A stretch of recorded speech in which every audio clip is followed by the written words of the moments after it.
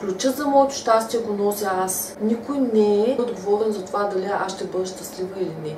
Не партньорът ми може да ме направи щастлива. Аз нося ключът за щастието си, ако аз го сваля и го дам на партньора си, тогава той определя моето щастие, кога аз да бъда щастлива. Това е моят ангажимент. Аз решавам да бъда щастлива, не някой друг. Не може да ме направи никой щастлива, ако аз не искам да бъда. Ако ще някой да ми застане на челна стойка, аз като съм нещастна и виждам света в черно, то ще остане така. Има хора, които страдат, но са щастливи, обичащи, казващи любов. Има и такива, които цял живот гледат негативната част. И винаги гледат негативно, винаги гледат черно, винаги гледат песимистично. Защо? Защото са си предали ключът на щастие. За щастието си тече чужди ръце.